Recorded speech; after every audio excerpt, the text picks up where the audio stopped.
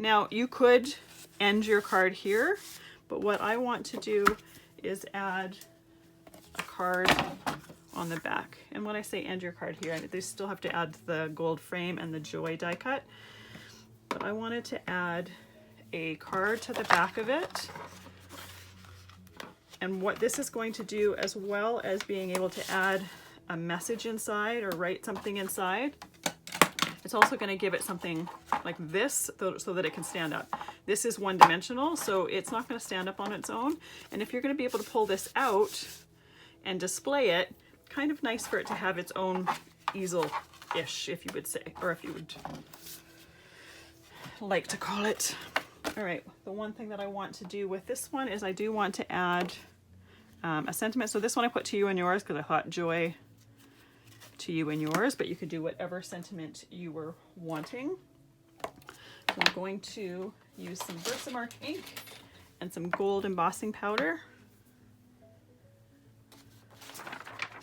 Grab a piece of scrap paper here. So Versamark ink is just a watermark ink. It's a sticky ink that embossing powder is going to stick to until you melt it. And having said that, you don't want to wait, like you don't want to do this and then have it sit for an hour before you melt it. You do need to melt it fairly quickly because that ink will dry. It doesn't stay sticky indefinitely. If there's any powder where you don't want it to go, make sure you rub it off before you melt it. Any of this excess powder can go right back into your container. And then I like to close my container before I take out my heat gun. And you do need a heat gun or an embossing gun to do this, and a blow dryer won't work. A blow dryer will just blow that powder off and dry up your ink, whereas a heat gun kind of just emits heat so that it melts.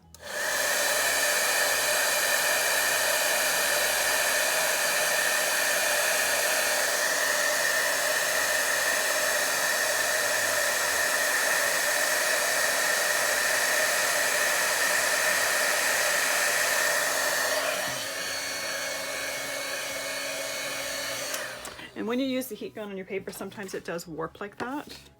So I like to just kind of swirl it along the back just to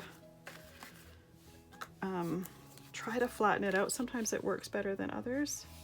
And often when you glue it down to something and hold it down, it will flatten up. All right.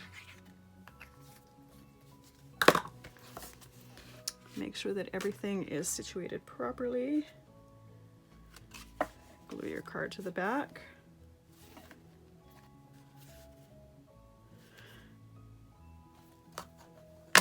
And I am going to put my frame there and my joy die cut there, and then what I'm going to do is take an acrylic block and just hold it down while it dries.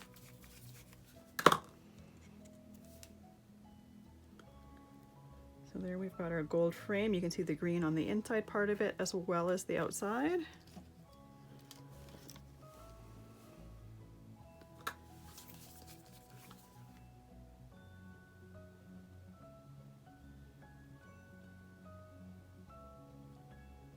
And put your adhesive on the back of your die cut. Once again, you can only really do a liquid adhesive on a die cut like this.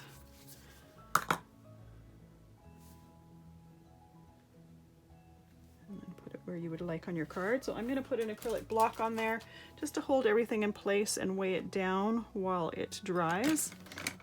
And I also like to put something heavy on top of it. So there you go. Once you're done, you've got your card on the back, your slider there that can pull straight out, so then you can prop it up for displaying. Now, if you by chance have a little white slit at the top from your card, just put it in a trimmer and trim it down. This trimmer might be a little bit tiny for this, but I would usually do this in my larger trimmer. Kind of work there. That one's more meant for smaller things, but that way I don't have that little white strip at the top there.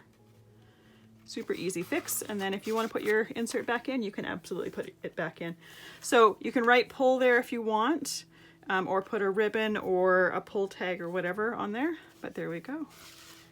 Cute little magic color card that the slider pulls right out. So in the next video, we're going to step it up just a little bit more again.